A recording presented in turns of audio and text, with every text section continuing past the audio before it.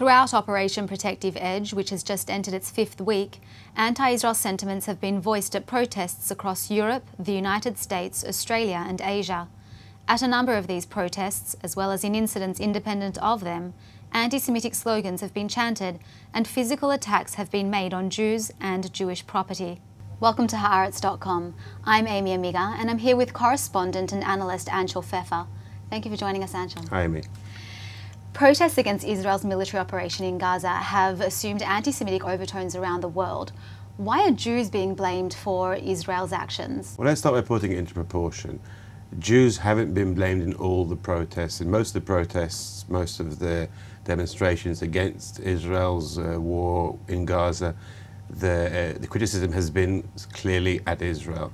There have, as you said, been overtones. There have been cases in which Jews have been both accused, blamed and targeted, both in these protests and in many other incidents. So why are Jews being targeted? Because Jews are an easy target. Jews are there in Europe. Many countries in Europe, many cities have a Jewish community. They're visible. Some of them dress in a traditional way. Those who don't have mezuzot on the doors of their homes, their synagogues, their kosher shops and other establishments. These are all very easy targets for those who don't seem to be able to tell the difference between Israel as a state and Jews as a people who exist in many countries and do not have a contract with Israel. Is it possible to distinguish today between Israel as a country and the Jewish people? Of course, it's always possible. It's a distinction that should be made. Anyone who doesn't consider himself as being a racist or anti-Semite should be able to make that distinction. You target Jews, you're not criticizing Israel, you're targeting a minority. If you go and make a protest outside the Israeli embassy, that's legitimate criticism. If you go and make the same protest outside a Jewish synagogue, as happened in Paris, as happened in Germany, as happened in Belgium and other countries, then you're being an anti-Semite. That should be very clear. I think in Britain, for example, the pro-Palestinian campaigns have made more of an effort to keep these things apart. There has been a major rise in anti-Semitic incidents in Britain, but by and large the official campaigns have been very careful not to do these things outside synagogues and not to target Jews. Diaspora Jews have reported witnessing increased anti-Semitism over Facebook and Twitter during the Gaza operation.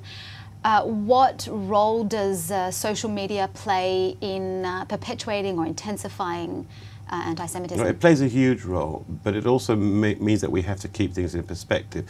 If one guy sitting in his grandmother's basement tweets a picture of Hitler and hashtag Hitler was right, and he may only have 3 or 4 followers, but there are people looking for that and people retweet it, whether people who agree with him or in many other cases people who are Jews and supporters of Israel want to say, look what we're up against. So it gets magnified 1,000, even 1,000,000 times than its real, than the real amount of people who are actually tweeting that kind of thing. We are not yet seeing a new wave of pogroms in Europe. It's there. We should remember that those people are there.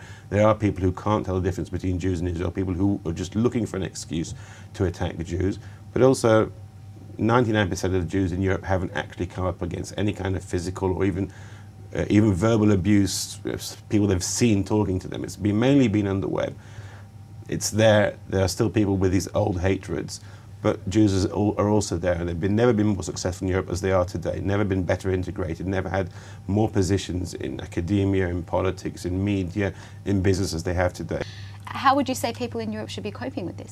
First of all, the people who should be coping with this aren't necessarily the Jews. It should be the local governments, it should be the police forces, it should be the politicians. And I think by and large we've seen a very impressive reaction from the governments, from the authorities in all the countries that we've been talking about.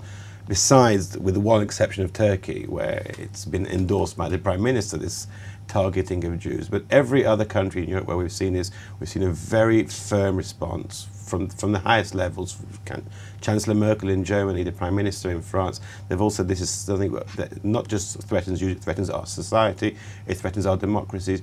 And I think that's a very important point we should keep in mind. Anti-Semitism in Europe today is more a problem of the country, of the society, less a problem for the Jews, because the Jews, they've got the security, they've got the success, they've got their prosperity.